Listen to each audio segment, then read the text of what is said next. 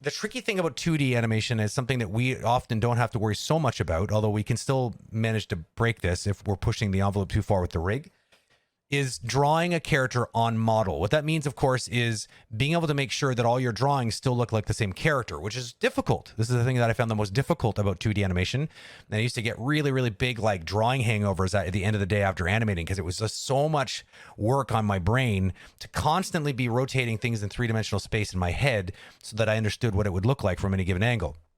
This is much more difficult than it may seem. So I know you know what I'm talking about because you're currently doing that. But for those who've never tried 2D animation, trust me, not easy. Some people just make it look easy, like the Milk Calls of the world, who basically could just see anything in their mind and then just project it onto the paper. But because it's difficult, we have to, we have to find ways of making sure that we don't wander too far away from the original model. Otherwise, it just feels like the character's head and face start to kind of just mutate and transform.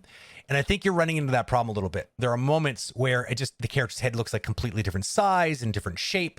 And just as an example, I just grabbed arbitrarily a number of frames, and these are all the same scale and screen space. I'm not cheating by scaling up or scaling down, but when you look at this, they look similar, but in many cases, they look like slightly different versions of the character, because her head is very small here. Like this face here and this face here, the structure feels similar. The brow is smaller and things just feel a bit more compact.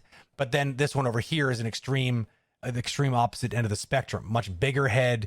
Features don't feel like they sit on her face properly. Like her nose is way too centered here compared to like at the 3/4 mark here. Something that always helped me is always drawing structurally, making sure that I understood the underlying sort of the shape and like, kind of sketched it in a little bit. Like if it's some sort of a oval or spherical shape, to make sure then I draw cross-sectional lines like I just did here to help me guide me with where the features should land in perspective, because otherwise things just start to slip around a little bit and start to look a little bit off model. So that's just one thing. And I mean, that's an easy comment for me to make and not so easy to fix. I get that, but I would be remiss to not say it because it's something that jumped at me right away. The character's head just felt like it morphed a lot over time.